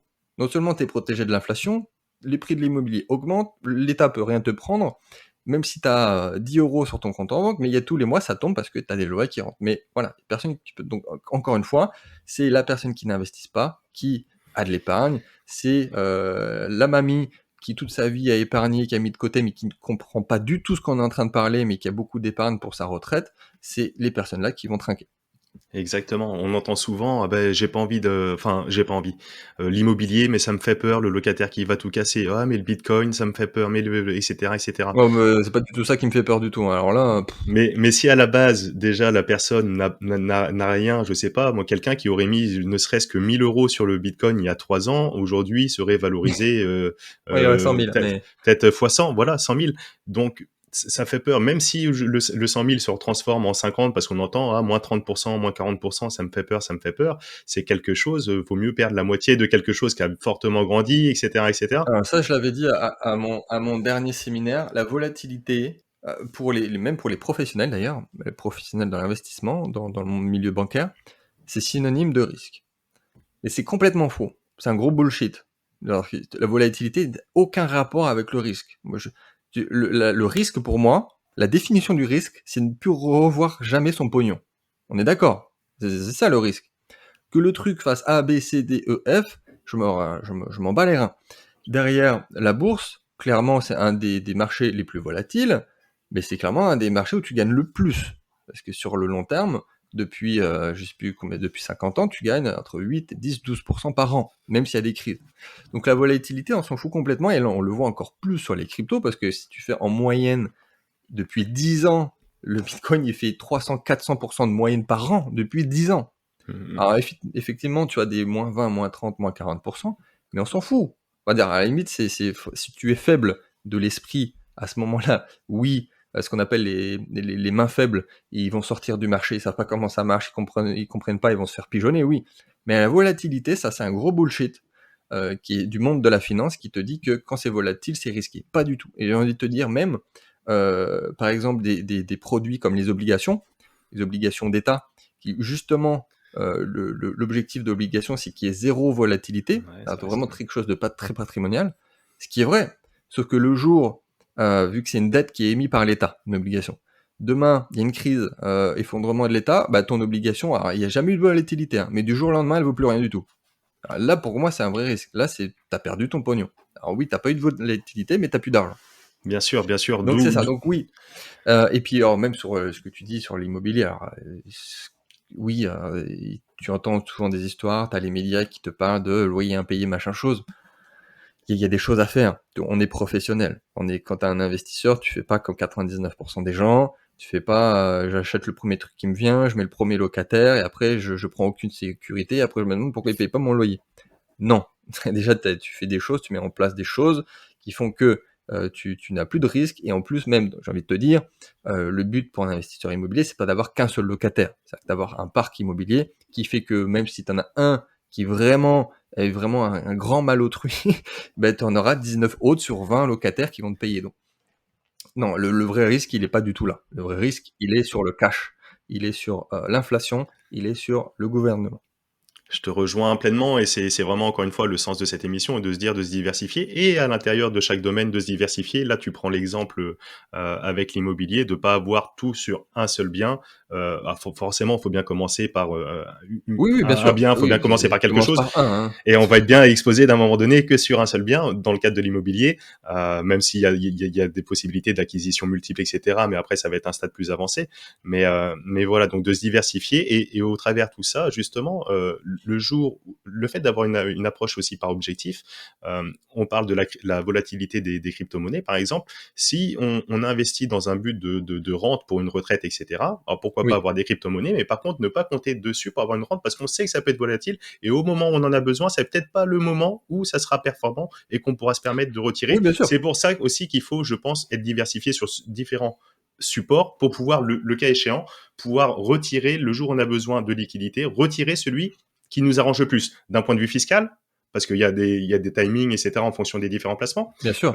D'un point de vue de performance, parce qu'en fonction de la volatilité des différents placements, etc., etc. Et donc, en tout ce sens, on gagne, à mon sens, à être diversifié sur l'ensemble des piliers que tu évoques et peut-être même d'autres. Après, je veux dire, avec le crypto, pour le coup, c'est un marché qui va très, très, très vite. C'est-à-dire que dans le monde classique, la bourse, quand on parle de moyen terme, c'est 3 à 8 ans, ça c'est la définition dans la finance de moyen terme. Et long terme, c'est de suite, on passe sur du 10-20 ans. La crypto, si tu arrives à tenir 1-2 ans, t'es sûr, enfin, c'est l'histoire qui le montre, de gagner de l'argent. C'est-à-dire qu'il faut vraiment, vraiment pas avoir de patience pour perdre de l'argent avec les cryptos. Même au pire du moment, t'attends 1-2 ans, allez, 3 ans, grand, grand, grand maximum, si t'as vraiment pas eu de bol ou t'as fait n'importe quoi, tu seras gagnant. Et c'est pas moi qui le dis, hein, il suffit de regarder les chiffres. N'importe quelle personne qui a investi dans l'histoire du Bitcoin a été gagnant. Sauf là, sur 2 semaines, toi, sur un mois, parce que Ouais, ça a bien un sûr, petit peu bien sûr. descendu dernièrement, mais c'est qu'il n'y a pas de marché comme ça, quoi. Donc, et c'est valable pour tout. C'est-à-dire que même l'immobilier, si tu négocies bien machin chose, demain il y a un effondrement de l'immobilier. C'est-à-dire que déjà de un, tu vises pas la valeur intrinsèque du bien, tu vises le loyer qui rentre. Donc les loyers, eux, ils vont pas être divisés par deux si le prix de l'immobilier est divisé par deux. Et si bah, tu as bien négocié, tu as bien machin chose et que tu gardes ton bien sur au moins 10 ans, pareil, tu vas gagner de l'argent. Là où une inflation, bah, c'est t'as 100 000 euros, 10 ans après tu reviens, bah, t'as toujours 100 000 euros sur le compte, De valeur mais faciale, bien sûr. ils valent 50 000 euros en pouvoir d'achat comparé à il y a 10 ans. Et c'est ça. T'as Et- l'impression d'avoir 100 000, mais ils valent 50 000. Exactement, bah, super intéressant. Merci François. Est-ce que de tout ça, tu as des ressources un petit peu à recommander? Et puis après, on va venir un petit peu sur tes investissements personnels, si tu veux bien. Mais est-ce que tu as des Oui. ressources, des livres ou de la documentation ou autre chose à recommander, que ce soit sur un domaine d'investissement particulier, sur la diversification, sur ce que tu veux, qui pourrait aider les auditeurs à y voir un petit peu plus clair et puis à... Oui, alors, si vraiment, alors, c'est pas du tout de l'auto-promo, mais en l'occurrence, j'ai créé un programme qui s'appelle Fin d'un monde, où pour le coup, c'est exactement ça. C'est-à-dire que pourquoi déjà ça s'appelle Fin d'un monde? Parce que je pars du postulat que on est en train de changer de paradigme total, global, macroéconomique, et va sur quelque chose d'autre. Donc, le but du programme Fin d'un monde, c'est vraiment d'avoir un portefeuille vraiment très sécure sur lequel on ne va pas toucher. C'est-à-dire que le but, c'est d'ailleurs d'avoir des profils débutants et intermédiaires, et sur lequel on va avoir des métaux précieux, comment on fait, pour avoir des cryptos, pour avoir plus ou moins de placements alternatifs, et tout en ayant du cash, et avoir du cash dans des devises étrangères qui sont beaucoup plus sécures que l'euro ou le dollar. Donc pour le coup, vraiment quelqu'un qui veut se former là-dessus, et qui a pas beaucoup de temps, mais qui veut juste éviter de faire des bêtises, et au contraire être mieux que 99% des gens, il y a ce programme-là qui peut être très intéressant. Après, en termes de ressources, il y aurait beaucoup de choses. Il y a beaucoup de choses qui me viennent à l'esprit. Alors, déjà, d'un point de vue purement philosophique, avec le marché des cryptos, d'ailleurs qui est très intéressant parce que ça englobe l'ensemble de ce que c'est la monnaie, de ce que ça représente derrière l'économie. Il y a le livre The Internet of Money d'Andreas Antonopoulos, qui est très très bien parce que c'est un des tout premiers fervents du Bitcoin, qui avait fait énormément de conférences il y a des années, alors qu'il n'y a personne qui connaissait ce que c'était le Bitcoin.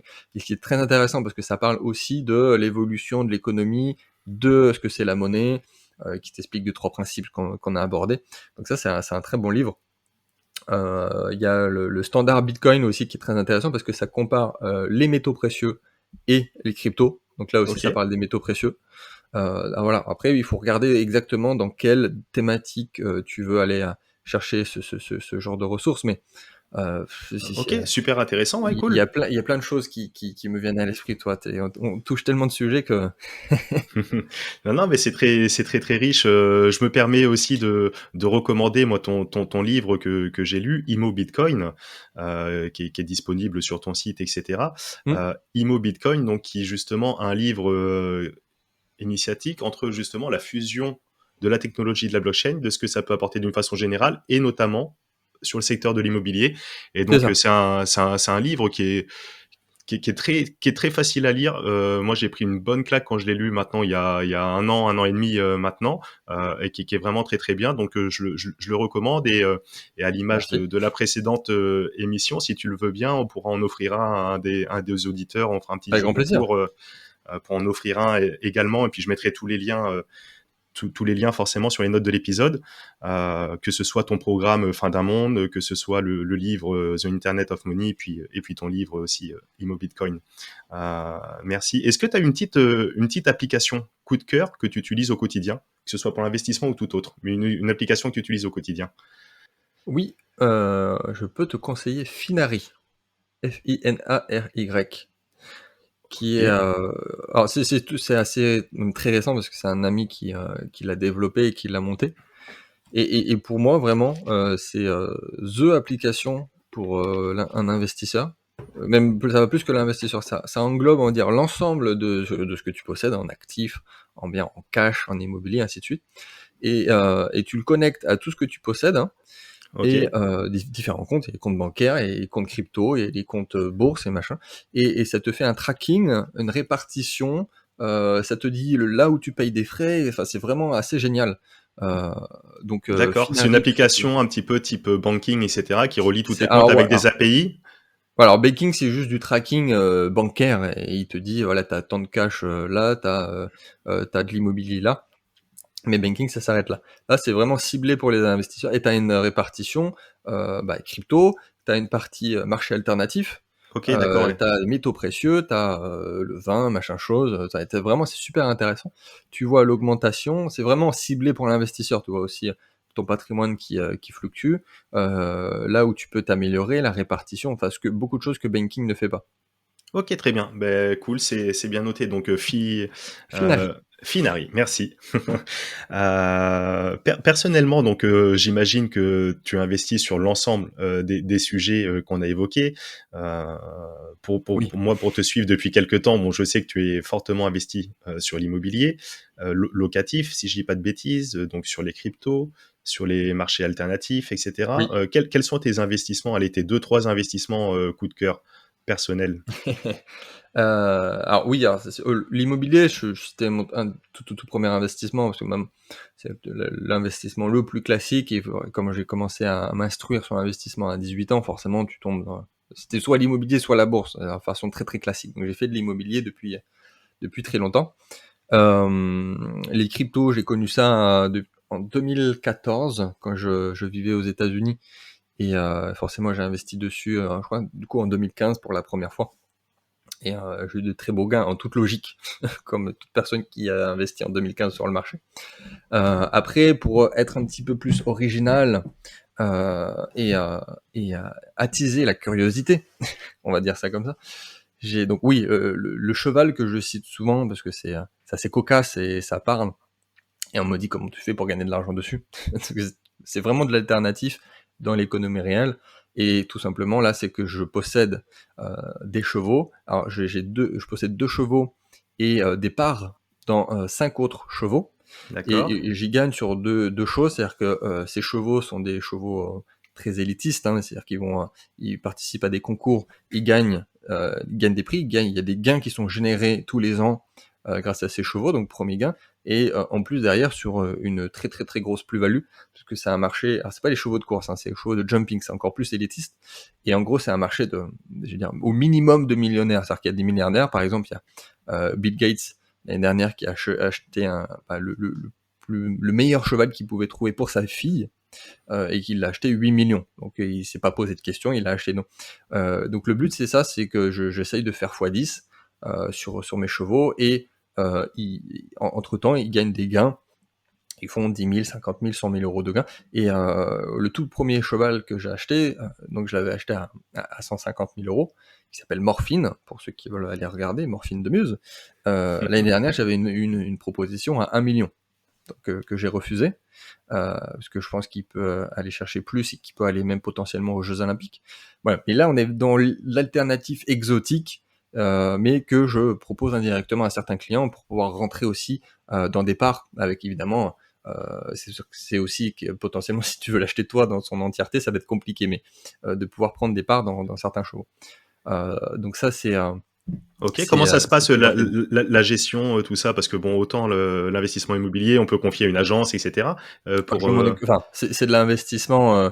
Je sais plus comment ils appellent ça en plus au niveau de la fiscalité, parce qu'il y a plusieurs façons de faire. Si effectivement toi achètes le cheval et que tu t'en occupes, c'est du commercial. Alors que si tu t'en occupes pas du tout, c'est-à-dire que là non, là, je travaille. Alors, j'ai la chance d'avoir un contact assez extraordinaire qui est dans une des meilleures écuries de la planète avec un des meilleurs cavaliers de la planète, mais eux s'en occupent globalement. C'est-à-dire que je passe encore moins de temps sur les cheveux que sur de l'immobilier. Sur de l'immobilier, il y aura toujours potentiellement des agencements à faire, des choses, ou des locataires, enfin bref. Alors que là, ils s'en occupent très très bien, ils sont chouchoutés, ils s'occupent de tout, ils font les concours, enfin ils bougent, ils vont en Espagne, là actuellement ils sont en Espagne pour faire des concours. Et moi j'ai la news, ils me tiennent au courant, et puisque je suis le propriétaire, c'est moi qui vais dire oui ou non, mais globalement j'ai rien à faire. Je vais le voir de temps en temps juste pour le plaisir, mais en plus ça apporte du réseau dans ce milieu-là, mais je ne fais absolument rien. Et ce que je propose encore plus, évidemment, pour mes clients, c'est ils ne font rien, quoi. Ils ont la part du cheval, euh, ils touchent des gains régulièrement sur les concours, et après à la revente. Et là, c'est du court terme, hein, c'est-à-dire que c'est au moins 1 an, c'est au moins 12 mois, et grand maximum 3 ans, toi. Et on a une stratégie de les acheter aux alentours des 7 ans, Mhm. qui a un excellent timing parce que ils n'ont pas encore ce qu'on appelle le prime, où là ils n'ont pas encore fait les concours internationaux, mais ils ont déjà confirmé un certain potentiel. Et vers 9, 10 ou grand maximum 11 ans, si vraiment c'est un cheval exceptionnel qui peut aller au JO, à ce moment-là on a un retour sur investissement gigantesque. Mais toi, c'est 3 ans maximum. D'accord, et donc ça peut s'apparenter un peu à une série B, série C sur un Si tu veux investissement comparer, en oui, une oui, ça. boîte où c'est pas forcément le premier seed, la première, le premier investissement au tout début. Il y a déjà des étapes qui ont confirmé une certaine traction, quelque chose, mais on est encore à un stade précoce où on peut. C'est ça. Bon, après, il y a d'autres paramètres et il faut pas faire n'importe quoi. Forcément, en fait, il y a vraiment, il y a 3 paramètres. Il y a la génétique qui fait la moitié du truc. C'est-à-dire que Hmm. tu connais les parents, tu sais que le truc, il a déjà fait des choses incroyables. Donc forcément, la génétique, comme les humains, hein, c'est-à-dire que la génétique, forcément, ça impacte le poulain qui arrive. Deuxième chose, il y a le cavalier. Hmm. Comme n'importe quel sport en fait. Si tu peux avoir très très bon, si ton entraîneur est mauvais, tu n'iras pas très très loin. Donc le cavalier, l'écurie, c'est très très important. Et troisième chose, bah, c'est le potentiel, hein, parce que, enfin, la confirmation du potentiel. Parce que tu peux Ouais, être le très très bon travail. dans un Hmm. cavalier, si derrière t'es limité ou au niveau physique, athlétique, c'est pas ça, bon, voilà, c'est des critères qui fait que derrière ça peut aller chercher très très haut. Quel est ton prochain investissement du coup? Bon, là on parle pas de l'investissement dans ta boîte parce qu'on va y venir un petit peu, François, sur Lord Token. Quel est ton prochain investissement là? Euh, Là, j'ai investi. Alors, c'est en transition. Donc, Ouais, super. les fonds sont en transit et ils vont se placer là au mois de fin mai du coup. C'est un fonds d'investissement. Je reste dans l'alternative, hein. C'est un fonds d'investissement spécialisé dans les startups en Afrique. Donc c'est un regroupement, on va dire, d'entrepreneurs américains, hein, qui sont dans la Silicon Valley, où là c'est vraiment la mecque de la startup, c'est là quasiment que tout se fait. Et il y a une des personnes qui a d'origine africaine que je connais un petit peu et qui a monté une succursale dans le milieu de l'entrepreneuriat africain, qui pour le coup, ce qui peut être intéressant pour vous qui nous écoutez, qui est vraiment en pleine expansion, en plein boom depuis 3-4 ans. C'est un peu comme si vous aviez investi dans la Chine il y a 15 ans. Alors là, Mmh, investir mmh. dans l'Afrique aujourd'hui, et entre 2019 et 2020, les fonds d'investisseurs privés, je crois que c'était passé de de 40 millions, je crois, qui est vraiment rien du tout, à 200 millions. Alors que entre 2019 et 2020, ça a déjà fait x5 et c'est en train d'exploser. Et il y a des très très très belles startups. Il y en a quelques-unes là qui viennent d'être rachetées par des géants américains. Donc voilà, je viens de rentrer sur ce fonds en Afrique qui est très très plaisant. D'accord, super. L'investissement est ouvert ou pas du tout? C'est fermé, c'est peut-être terminé, c'est peut-être, Oui, là, c'est pour le coup, ça reste un fonds, donc plus ou moins, ça reste ouvert en fonction du ticket d'entrée. Bon, si vous êtes intéressé, vous pouvez me le dire. Moi, je vous mets en contact. Moi, j'y gagne rien, mais pour le coup, ça peut ramener des flux sur ce fonds. Et un fonds, c'est plus ou moins ouvert tout le temps parce que ça ramène s'il y a des opportunités. Là, je sais qu'ils veulent se placer sur 2 startups au mois de juin. Il y en aura toujours des opportunités. Hein. C'est pas une startup, c'est un fonds qui investit dans des startups. OK, super. Et pour finir un petit peu, j'aimerais bien qu'on évoque un petit peu justement donc ta société Lord Token. Pour les auditeurs hein, qui nous écoutent, donc ça fait un peu plus d'une heure déjà qu'on est ensemble. Merci encore Yes. de l'écoute, de la fidélité. C'est vraiment plaisant. François a cofondé, donc je le rappelle, Lord Token, qui est une boîte, tu vas nous en dire plus, donc avec Nicolas Lefortier, dans lequel justement tu as organisé une levée de fonds où j'ai eu le plaisir de pouvoir y participer avec quelques centaines d'autres personnes. Tu nous diras un peu les chiffres. Oui, Est-ce que tu peux décrire un petit peu ton projet et dire un petit peu où t'en es, etc. et quelle est un peu la vision et le futur de Lord Token? bien sûr. Donc oui, Lore Token, gros projet, gros bébé.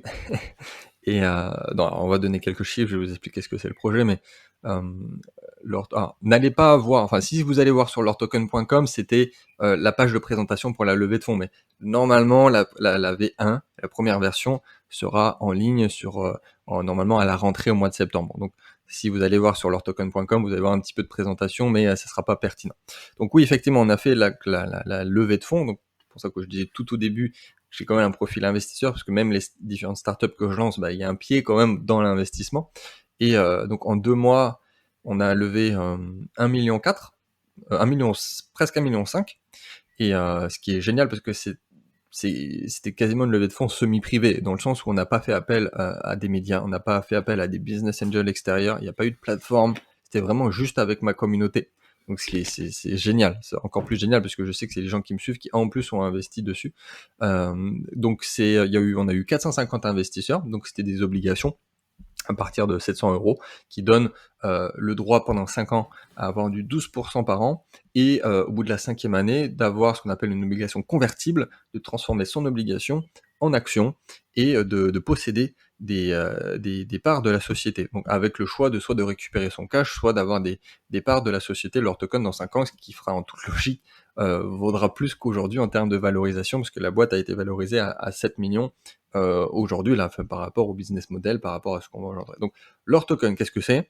On va être très très bref, même si en plus le projet a légèrement évolué, mais dans le très bon sens. C'est-à-dire qu'au début, on voulait être une plateforme d'échange crypto-actifs ultra haut de gamme, avec un SAV ultra haut de gamme. Parce qu'aujourd'hui, le marché des cryptos, c'est encore un marché très jeune. C'est-à-dire que c'est un marché très technophile et très jeune. Ce qui veut dire qu'aujourd'hui, si tu vas sur une plateforme d'échange, eh ben, c'est en anglais. Et s'il y a un problème, il faut écrire un petit message au support, un ticket, il faut l'écrire en anglais, et ça va mettre 3 jours pour répondre. Ouais, Alors autant le marché, j'ai eu le tour il y a 2 ans avec voilà. Coinbase où il y avait des Autant le problèmes de marché des transactions de cryptos, fonds, etc. tu Et fais une ouais, ouais. transaction en crypto, c'est de suite, il y a quasiment pas de frais. Autant derrière, il y a de l'humain s'il y a un problème, donc ça prend très... Donc nous, on était parti de ce postulat-là, qui était même un postulat purement en termes d'utilisateurs. Bon, on se dit où, en fait, c'est les plus jeunes et les plus technophiles, mais demain, ça va pas être le cas. Et surtout, où est l'argent? C'est des personnes plus âgées, beaucoup moins technophiles, qui parlent pas en anglais. C'est mon oncle, c'est ma grand-mère, qui ont 150, 200, 300 000 euros sur le compte bancaire, et qui vont mettre de l'argent sur les cryptos, mais pas si c'est en anglais, pas s'ils comprennent rien, enfin bref. Donc on était parti de cette idée-là, de faire une plateforme ultra haut de gamme, avec un SAV où tu peux avoir quelqu'un au téléphone, quelle que soit la langue, en français, avec un positionnement très haut de gamme, avec un positionnement en plus européen, français, avec le luxe à la française, qui fait qu'aujourd'hui, toutes les plateformes sont soit asiatiques, type Binance, soit Mhm. américaines, type Kraken.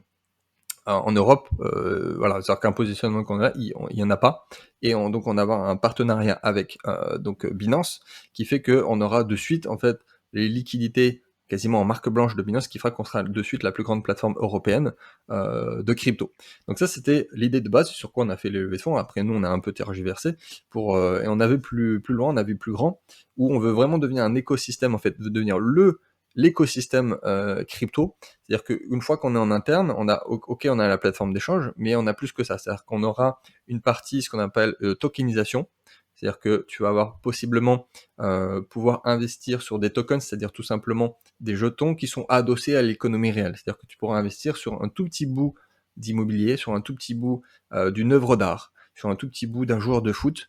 Voilà, c'est ce qu'on appelle tokeniser, c'est-à-dire avoir une toute petite part complètement décentralisée, un peu comme le fait une bourse sur une entreprise, mais ici sur quelque chose qui représente une valeur intrinsèque. Donc ça, ce serait la partie tokenisation. Tu peux faire ton marché n'importe où dans le monde. On aura une autre partie, la troisième aussi, qui est très importante, qui serait une partie de gestion d'investissement pur sur lequel tu pourras investir soit avec des professionnels, soit avec une Mmh. forme de fonds d'investissement avec des rentabilités plus ou moins risquées, plus ou moins garanties. Donc voilà, c'est vraiment un énorme écosystème, c'est-à-dire que une fois que tu es sur leur token, bah, tu n'as plus besoin d'aller voir ailleurs, parce que si tu veux faire ton marché dans les tokenisations, si tu veux être géré, bah, en plus tu as la plateforme qui est là, tu peux déposer, ça sera géré. Donc c'est vraiment l'idée de base, c'était de redonner la souveraineté monétaire aux citoyens, qui est fait par le marché cryptoactif avec la technologie sous-jacente qu'on appelle la blockchain, et derrière de tout pouvoir faire, de pouvoir gérer soi-même ou avec une autre personne, mais via donc cet écosystème crypto et donc de ne plus jamais passer par les banques, tout simplement, et ne plus avoir le contrôle étatique qu'on a indirectement avec l'institution bancaire. Super intéressant. Et donc, pour cette deuxième partie sur la tokenisation, ce que vous voulez, pour bien comprendre, vous voulez, permettre le service de tokeniser les choses ou d'investir. En gros, est-ce que moi, on tokenise mon bien, mon appartement. J'ai un appartement, je vais le revendre, je veux le tokeniser. Ça, vous me le faites. Ah, ça sera plus tard. Si moi, je veux investir sur un logement au travers de la tokenisation, donc peut-être accessible à partir de 50, 100 euros, etc. C'est peut-être plus Ça sera, ça. alors, en premier lieu, ça sera ça. Après, Ouais, évidemment, tu as d'accord. Oui. l'objectif de le faire aussi plus tard, mais là, aujourd'hui, tu vas sur Coinbase, Kraken ou Binance, bah, tu as les cryptos classiques, hein. Tu as du Bitcoin, et tu as de l'Ethereum, et tu as d'autres cryptos. Si tu arrives sur leurs tokens, bah, tu les auras avec le service haut de gamme, mais en plus, tu auras des tokens plus estampillés security tokens, c'est-à-dire qu'ils seront adossés sur quelque chose où quelqu'un aura mis la blockchain derrière et où tout le monde est content parce que c'est décentralisé, c'est 100% garanti. Et oui, tu pourras avoir un petit bout de Picasso, si tu le souhaites, avec un token qui représente un tout petit bout du Picasso. Super. Donc, à l'image un petit peu des plateformes de crowdfunding qu'on peut retrouver aujourd'hui, etc. Un petit peu dans cet esprit-là, quoi. Oui, c'est un mélange. Bah, ouais, bah, pour le coup, tu as lu le livre et dans tous les cas, tu sais ce que c'est un token, mais c'est vraiment un espèce de crowdfunding 3.0 avec bah, un principe de bourse, mais beaucoup amélioré, sans beaucoup, avec beaucoup moins de frais, avec plus d'intermédiaires. Enfin, c'est un mélange de beaucoup de choses. Ouais, bien sûr, avec la technologie de la blockchain sous-jacente Bien qui sûr, offre voilà. la sécurité, la rapidité, la liquidité, Voilà, c'est etc. la finance de demain, hein. Il y a le côté DeFi, il y a le côté crypto banking, et l'objectif ultime, oui, ce sera de devenir potentiellement une banque et de pouvoir financer indirectement les gens avec des critères, on va dire, des critères de fondamentaux, c'est-à-dire par rapport au projet et non pas comme font les banques aujourd'hui, c'est bah, il faut avoir que tu as un CDI qui finance en fonction d'un profil, ils financent plus en fonction d'un projet. Oui, bien sûr. Et encore voilà, ça répond à la mission principale et première qui était de vraiment redonner au peuple tout simplement leur souveraineté monétaire et que ça soit plus juste et équitable. Donc on retrouve tout ça à partir de septembre à la rentrée, si tout va bien. Donc la plateforme en ligne. Bien sûr, alors nous on donnera des nouvelles bien avant aux investisseurs en privé. Après nous, c'est ça, c'est-à-dire qu'on veut très rapidement être au niveau européen.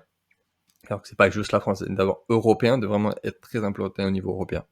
Et donc normalement, oui, en 2021, ça sera lancé, hein. Donc en 2021, je pourrai acheter mon Bitcoin sur Lord Token. C'est l'objectif. Oui, tout à fait, bien sûr. Super. Parce que j'imagine qu'il y a tout un travail derrière de forcément de conformité, de régulation, Bon, d'administratif, de juridique. là, on est Heu, au téléphone avec l'AMF, l'autorité des marchés financiers, euh, le big boss de la finance, on les a au téléphone toutes les semaines. Mais Vous c'est travaillez ça. peut-être avec Blockchain Partner. J'ai eu la chance et le plaisir de recevoir Stanislas Barthélémy là sur l'émission de Blockchain Partner, qui travaille avec Claire Balva et puis Alessandre Stachenko, pardon pour la prononciation si elle est pas bonne. Vous travaillez peut-être aussi avec des partenaires comme Ouais, cela. après, l'écosystème français, il est petit, hein. Tout le monde se connaît. Enfin, même nous, quand on avait voulu lancer le projet au tout début, on s'est dit on veut les meilleurs à chaque pôle. Et par exemple, pour les avocats, on s'est dit, on a été regarder mais une avocate qui avait fait le première ICO en France, bah, on l'a appelée et du coup, on travaille avec elle. Donc, on a voulu vraiment avoir les meilleurs, s'entourer des meilleurs. Et les projets vraiment, enfin, en tout cas au début, qui sont vraiment franco-français, il n'y en a pas beaucoup. Surtout que pour le coup, bah, le gouvernement nous aide pas trop parce que c'est quand même pas évident de lancer un projet crypto blockchain en France, plus sans parler des taxes. Mais oui, on se connaît, ouais. Cool. Est-ce que tu aurais un dernier petit conseil peut-être à exprimer, à dire pour les auditeurs qui sont présents là avec nous encore? Les conseils, j'en ai plein. Après, si on devait vraiment recentrer sur l'idée de base de l'émission, c'était vraiment euh, de vous former par rapport à ce que ça représente aujourd'hui. Comme on a dit, c'est-à-dire qu'il y a le côté interne, c'est en fonction de vos objectifs, de votre vision, de ce que vous visez, de votre situation, de ce que vous faites actuellement, si vous aimez beaucoup votre taf ou pas, si vous voulez investir, il faut gagner plus ou pas. Et il y a le côté externe, et qui là, pour le coup, bien que l'interne soit propre à vous et que qu'importe ce que soit votre volonté, l'externe, il sera là, quelle que soit la personne. Et donc le contexte macroéconomique actuel fait que bah il y a plus trop le choix et on pourra pas vous dire bah, on vous aura pas prévenu et faites les choses bien, c'est-à-dire protégez-vous, protégez indirectement bah, votre famille et ne revenez pas dans 10 ans et dire que bah je ne savais pas, je l'avais pas entendu. Donc faites attention à votre cash, investissez dans ce que vous comprenez, dans ce que vous aimez et garantissez bien que le retour sur investissement n'est pas là où veulent vous faire croire les banques et l'État, et bien dans l'économie réelle et dans les projets qui apportent de la valeur et qui créent de la valeur.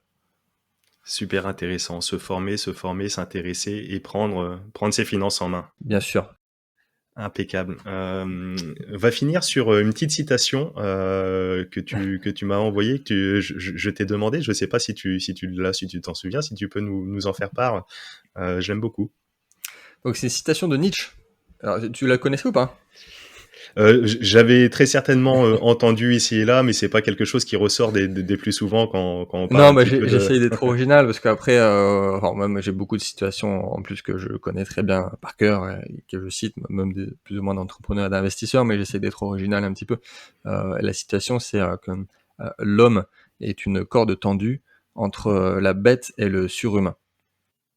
Donc, pour expliquer, parce que là on tombe dans la philosophie, en plus j'ai fait dernièrement une émission sur Nietzsche et le Bitcoin, tu vois, pour le coup on est vraiment alignés. J'étais en plein dedans, c'est pour ça que je t'ai donné cette citation. Dire que tout simplement, en fait, l'homme n'est pas un but. C'est-à-dire que l'homme indirectement, ça y est, n'est pas terminé en tant que tel. C'est-à-dire que l'homme est plus grand que ça. C'est-à-dire que le but l'homme est un moyen, voilà, et c'est d'être un pont, c'est de n'être pas un but, mais de voir plus grand et d'atteindre ce que donc Nietzsche a appelé le surhomme, le surhumain, c'est-à-dire tout simplement d'aller sur quelque chose qui nous dépasse, d'avoir vraiment une mission de vie et d'aller sur l'excellence, d'aller chercher sur quel que soit d'ailleurs le domaine, hein. Ça peut être un artiste, ça peut être un sportif, mais de vraiment faire pour ce quoi on est fait. Donc ça demande la connaissance de soi, qui est véritablement en fait le bonheur, il vient de là. C'est-à-dire que c'est au final de se connaître et de tomber dans la connaissance de soi. Et c'est pour ça qu'il dit que au final l'homme n'est pas un but. C'est-à-dire que c'est pas, ça y est, on est terminé, on arrive sur Terre. C'est-à-dire ça serait terminé. C'est-à-dire qu'on est déjà le but, on est déjà là, on a juste à survivre. Non, c'est pas ça. C'est-à-dire que l'homme est un moyen.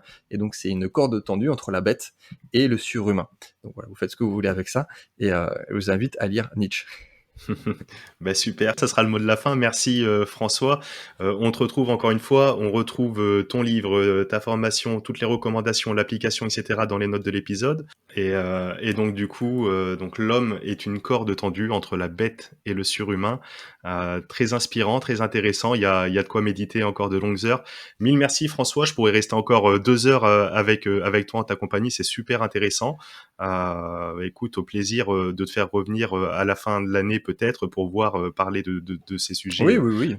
faire un point sur le marché crypto, faire un point sur l'ordre token, etc. Et c'est toujours un plaisir. Il y aura des choses à dire. Bah, avec grand plaisir, encore une fois, et n'hésitez pas si quelqu'un a besoin ou avait des questions qu'il me pose, j'essaie de répondre absolument à tout le monde. Exactement. Et merci à tous ceux et toutes celles qui nous écoutent encore. Vous êtes de plus en plus nombreux, donc mille merci. Et puis je vous embrasse. À très bientôt. Très bientôt, ciao. Et nous voilà arrivés à la fin de cette émission et je te remercie pleinement pour ton écoute attentive. Si tu as écouté jusqu'ici, c'est que tu fais partie de la Dream Team de la bonne fortune. Vous êtes de plus en plus nombreux chaque semaine, alors encore merci du fond du cœur. Tu apprécies le podcast de la bonne fortune ? Alors c'est très simple, il y a 2 belles façons de me le témoigner. La première est de prendre ces quelques secondes pour laisser un avis 5 étoiles sur la plateforme de ton choix et notamment Apple Podcast, car tu le sais, c'est ce qui aide pour le référencement de l'émission. Et la deuxième, c'est de partager celle-ci à tes proches autour de toi, car on connaît tous 1 ou 2 personnes qui sont intéressées par ces sujets, qui aident à améliorer nos finances personnelles et donnent du sens à notre épargne. Alors ne le garde plus pour toi et partage l'émission au plus grand nombre afin qu'on fasse ensemble de ce podcast une référence de l'éducation financière et de l'investissement. Et si tu veux aller plus loin, tu peux également suivre La Bonne Fortune sur Instagram et retrouver mon profil Ismaël Bernus sur LinkedIn. Et comme on le sait, la distance entre les rêves et la réalité s'appelle l'action. Je te retrouve très très vite pour un nouvel épisode de La Bonne Fortune. Ciao.